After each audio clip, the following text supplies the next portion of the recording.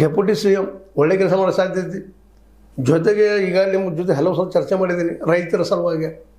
ರೈತರು ಈ ರಾಜ್ಯದಲ್ಲ, ಈ ದೇಶದ ದೊಡ್ಡ ಶಕ್ತಿ ಅದು.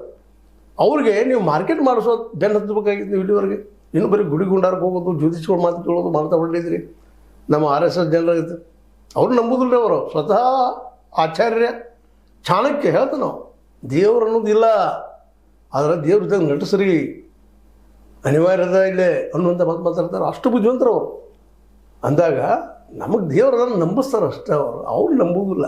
ಅದು ಚಾಣಕ್ಯ ಅಂತಾರೆ, ನಂದಲ್ಲ. ಮತ್ತು ನೀವೇನಾದರೂ ನಂದು ವಿಚಾರ ತಿಳ್ಕೊಂಡ್ರಿ ಅಂದರೆ ಅವನ ಅರ್ಥಶಾಸ್ತ್ರದ ಬರ್ಕೊಳ್ತಾರೆ ಅವರು. ನಾನು ಯಾಕೆ ಮಾತ್ರ ರೆಫರ್ ಮಾಡ್ತಾ ಇದ್ದಿಲ್ಲ ಅಂತಂದ್ರೆ, ಇಲ್ಲ DK ಶಿವಕುಮಾರ್ ಅವ್ರಿಗೆ CM ಪೋಸ್ಟ್ ಸಿಗುವ ಎಲ್ಲ ಸಾಧ್ಯತೆಗಳಿದ್ದಾವೆ, ಆದರೆ ಈಗಿಲ್ಲ.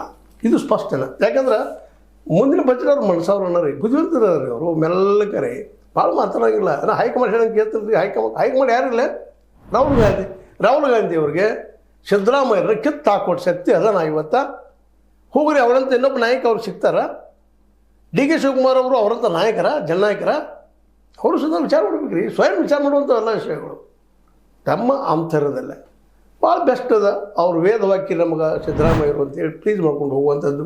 ಏಕಾಲಕ್ಕೆ ಸಿದ್ದರಾಮಯ್ಯರನ್ನ ಮತ್ತು ರಾಹುಲ್ ಗಾಂಧಿ ಅವರು ವರಿಸ್ಕೊಂಡ್ರೆ ನೆಕ್ಸ್ಟ್ ಸೇಮ್ ಇವರು ರೀ. ಅದನ್ನು ಹಂಗೆ ಮಾಡ್ತಾ ಇಲ್ಲ. ಯಾರೋ ಏನೋ ಪ್ರಚೋದನೆ ಮಾಡ್ತಾ ಇದ್ದಾರೆ. ಹಿಂಬಾಲಕರಿರ್ಬೋದು, ಪಾಪ ಅವ್ರಿಗೆ ಗೊತ್ತಿಲ್ಲ ನಿಮ್ಮ ಶಕ್ತಿ ಎಷ್ಟದ ಅಂತೇಳಿ. ನಿಮ್ಮ ಶಕ್ತಿ ನಿಶ್ಚಿತವಾಗಿಯೂ ಸಿದ್ದರಾಮಯ್ಯರ ಮಟ್ಟದಲ್ಲಿ ಇಲ್ಲ. ರಾಜಕೀಯವಾಗಿ ಅಂದ್ರೆ ನಿಮ್ಗೆ ಗೊತ್ತದ. ಸುಳ್ಳು ಹೇಳೋದು, ಕರೆ ಹೇಳೋದು, ಮತ್ತೇನೋ ಮಾಡೋದು, ದುಡ್ಡು ಕೊಡಿಸೋದು, ಮತ್ತೆ ಹೇಳೋದು, ದುಡ್ಡು ಉಪಯೋಗ ಮಾಡೋದು. ಈಗ ಎಲೆಕ್ಷನ್ ಸಮಯ ಇದೆಲ್ಲ ಇಲ್ಲಿ ಮುಖ್ಯ. ಎಲ್ಲರಿಗೂ ಇದು ಇಲೆಕ್ಷನ್ ಒಂದ. ಯಾಕಂದ್ರೆ ಯಾರು ಎಲೆಕ್ಷನ್ ಗೆಲ್ತಾರೆ ಅಧಿಕಾರಕ್ಕೆ ಬರ್ತಾರೆ. ಹೀಗಾಗಿ ಇವತ್ತು RSS ತಿಳ್ಕೊಂಡದ, ಮತ್ತು ಅದು BJP ತಿಳ್ಕೊಂಡದ. ಅದಕ್ಕೆ ಅವರು ನಮ್ಮವರು OBC ಫೈನ್ ಮಿನಿಸ್ಟರ್ ಅಂತ ಹೇಳ್ತಾರೆ.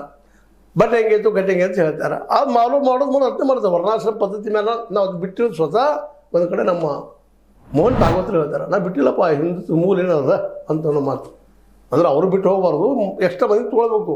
ಈ ಪಾಲಿಸಿ ಇವ್ರಿಗೆ ಬರೋದು ಯಾವಾಗ ಅಂತ.